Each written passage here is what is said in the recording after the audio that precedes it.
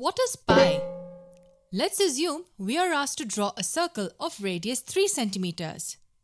So we draw a circle like this. The length of this red thing will be the perimeter. And we have a special name for the perimeter of a circle. It's called the circumference. This length will be the circumference. This length will measure 18.85 centimeters.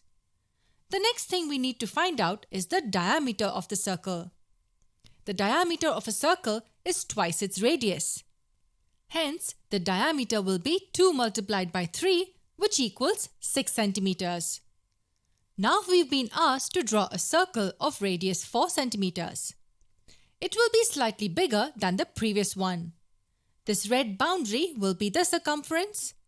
This time too, we measure the circumference. For this circle, we get the circumference as 25.1 centimeters. And the diameter will be twice its radius, which equals 8 centimeters. We looked at two different cases here. One circle with 3 as the radius and another with 4 as its radius. In both cases, we calculated the circumference and the diameter. Let's zoom out and find the ratio of circumference by diameter in each case.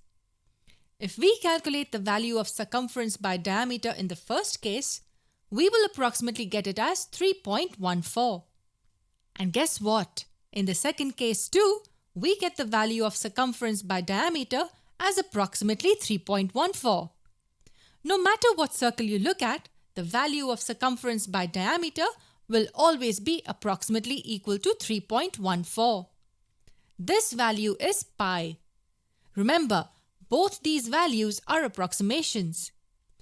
Now let's zoom out and deduce a formula for the circumference.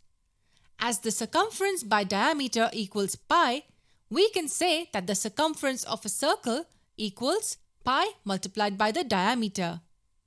If we call the diameter d, then the formula can be written as pi multiplied by d, which can also be written as pi multiplied by 2r, because the diameter is twice the radius.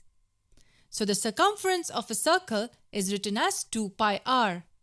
All we did was write this product a bit differently. This is a very important formula as it gives us the value of the circumference even if you just have the radius of the circle. There's another important thing about this special constant pi. We get the same value if we divide 22 by 7.